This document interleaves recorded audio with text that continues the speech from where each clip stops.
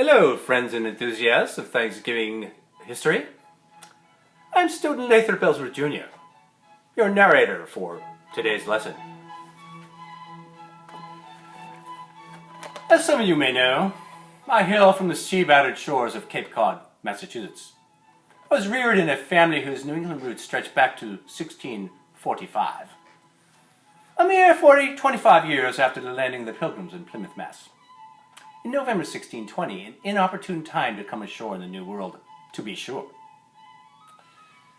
In the Ellsworth clan, it is a lively Thanksgiving tradition to research the historical events of Thanksgiving and to present them to our guests at the Thanksgiving feast. And now to project them into your living room. In that tradition, I bring you the miraculous tale of Squanto, or Squanto, as he became known to his Pilgrim friends. This is a tale of divine intervention, a bit of a Lazarus tale, if you will, where God reached down in the form of a lowly Patuxet Indian to rescue the Pilgrims from the harsh environment in which they landed. Let us start at the beginning. Squanto was born in 1580 into the Patuxet Indian tribe, a part of the Wampanoags that inhabited Cape Cod. In 1605, at age 25, Squanto encountered one Captain George Weymouth, who was commissioned by the head of the Plymouth Company, the evil Plymouth Company that wanted to colonize the New World.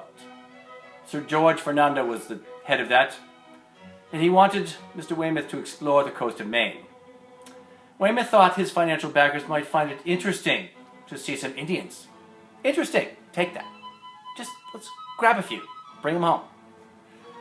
So he kidnapped poor Squanto to England, where he came under the wing of Sir George, who taught him English. That is the first of Squanto's trips across the Atlantic.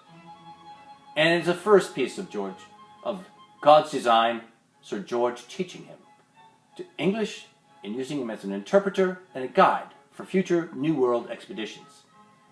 In 1614, Squanto accompanied explorer John Smith, yes, that's a John Smith of Pocahontas fame, back to New England as a guide.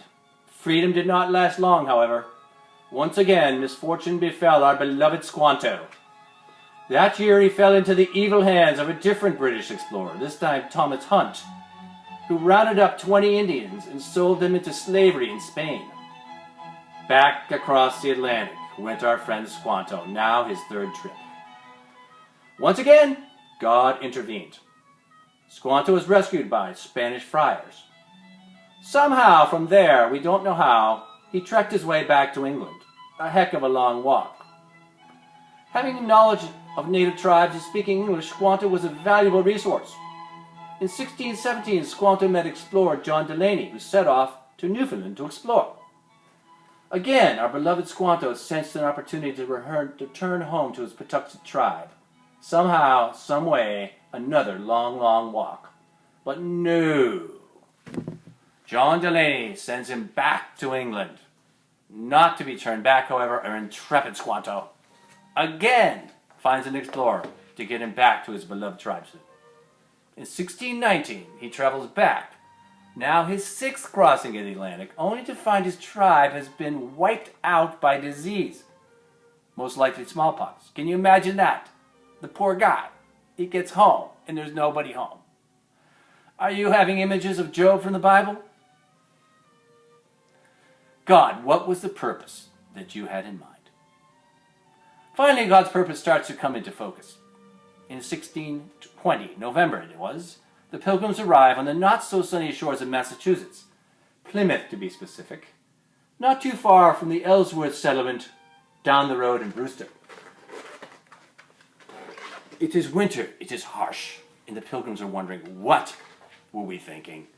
What were we thinking? Religious freedom is great, but this weather is nasty. It is the first winter. A full half of the Pilgrims perish in the awful environment of Massachusetts. Finally, spring arrives. Or we thought it was spring. On March 16th, 1621, into the Pilgrim encampment wanders an Indian who speaks English. Imagine that. You're probably thinking it is our beloved Squanto. But no, It is a buddy of Squanto's, named Samoset, who learned to speak broken English, albeit, from exploring fishermen. And what do you think is the first thing he asked the Pilgrims for? You'll never guess. A beer. How logical. Anyway, realizing their plight, it is actually plight. It is Samoset that introduces the Pilgrims to our beloved Squanto. Squanto goes on to teach the Pilgrims important skills in growing maize, farming, as well as becoming their intermediary with the local Wampanoag Indians, who aren't always that friendly, and their sachem, who was named Massasoit, for whom Massachusetts is named. Write that down. Later that year, things go badly again for old Squanto. He is held hostage by the Wampanoags. Enter the famous Miles Standish. Miles led a 10-man expedition to rescue our beloved Squanto from the hands of its captors. Bravo, Miles! Nice going. Squanto's teachings prepared the Pilgrims for their next Cape Cod winter and for life thereafter in the frigid Northeast. Alas, in 1622, at the age of 42, in Chatham by the Sea, our beloved Squanto passed from this earth, falling ill to the fever. Pilgrim Nation mourned the loss. So, my students of Thanksgiving lore, remember these teachings. It was not the fortitude of the Pilgrims that saved them. It was the divine intervention of God that saved our Pilgrims, and it was our friend Squanto that was his messenger. And with that, I would like to close this tale, and I would like to wish you a very happy Thanksgiving to you and yours in your wonderful homes. Bye now.